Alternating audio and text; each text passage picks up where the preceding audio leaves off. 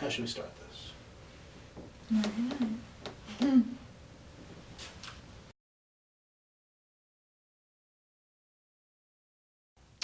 Welcome to the set of Cacophony of the Mind. I'm James. This is Ari. She is the lovely star of the film. She kind of goes a little schizo in her head, but you'll see all that.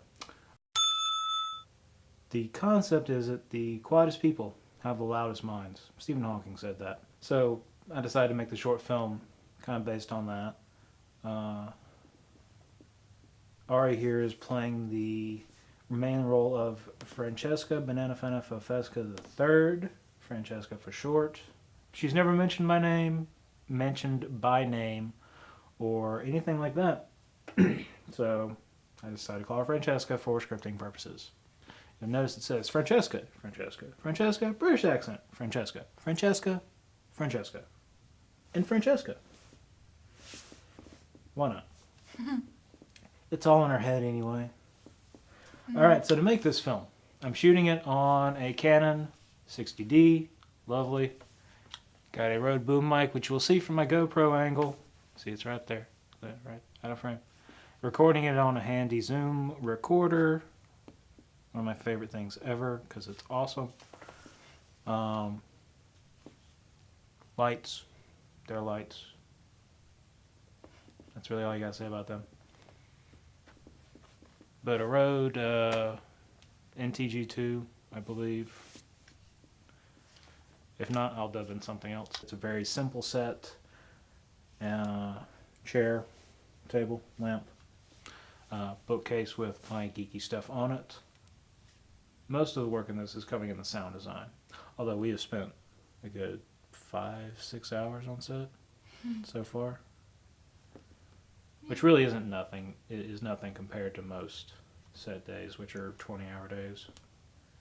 Rode NTG2, pulling it over into the shop maybe? No, I'm not going to make it. Rode NTG2 in the use. Can't see it. There we go. Yay! Rode mics. Awesome. Rad. Turtley Ovaltine. I'm going to have to provide a translation for that, you know. Well, we'll get on about actually making this film now instead of the me and Ari horsing around. So I'll get out of the shot, let her sit here and read a book for a while, and we'll be on our way. Thank you. The first step in bringing the visual part of Cacophony of the Mind to life was to have Ari sit in the very loud green chair. Yes, it's very loud, very creaky. That's part of the plot. And have her read the script aloud. Well, at least she's honest. This allows us to get a good feel for the timing and let her get a handle on her actions and emotions and how it fits together in the scene. Side note, you see that flickering on the wall? We originally intended to have LED lights casting certain color glows on the wall to aid the emotion of the scene. It didn't really work. The second step was to play back the recording of Ari as she sat there reading the book, reacting to herself reading the script. No, everyone starts there. It's boring anyway. They were just snogging in the tent. And of course, all the while, we had the Rode NTG2 mic pointed right down there to capture the gnats of her squirming in the chair, flipping pages, etc., etc. After we got these two layers done, we broke down and recorded the individual cutaway shots, and we used boom cam to capture good gnats for the page turns and the really loud chair. Have I mentioned the chair is loud? Whoa, It's a loud chair.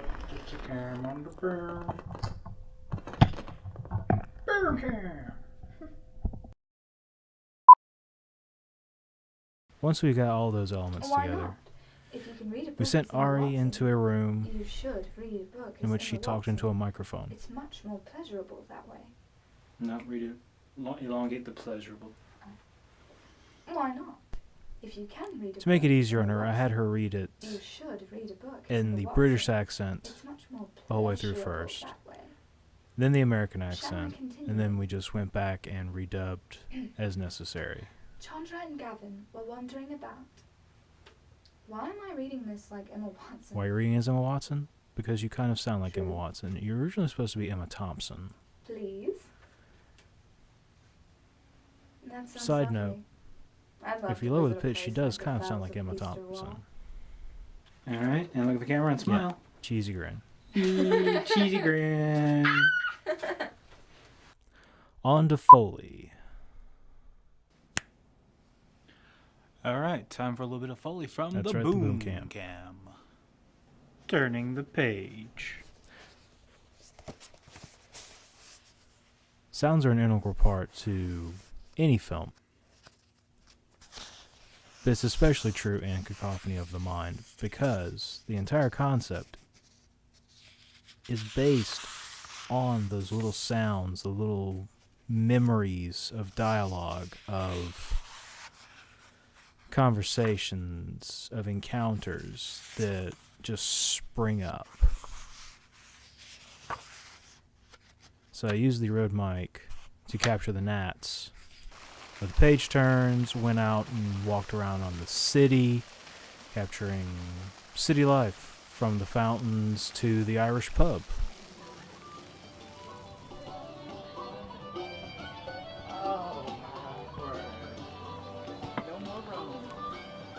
And after all that was done, well, the long, tedious, boring process of editing.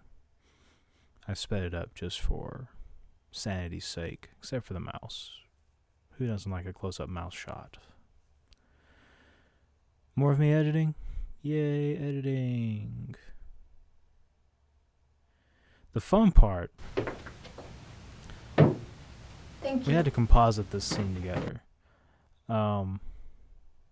The original script called for another person to walk in, set the glass down, and walk out. The night we shot it, I forgot this. So I had to have Ari play both parts, and they matched up beautifully. Except for the lighting. That was kind of a pain in the butt. Yeah, it's kind of a pain in the butt. Well, after I got it all composited and put together, I sent it off to my buddy Sean, pictured here. He's the one that mixed the final sound. Here's Sean. My name is Sean Campbell, and I am doing the audio mix for Cacophony of the Mind.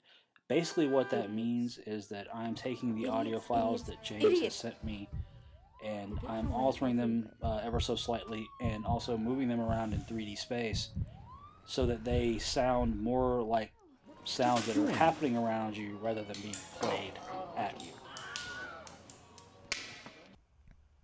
After I got sound mix finalized, speed grade, get the colors right, a little bit of the final product here, and that's how I made Cacophony of the Mind.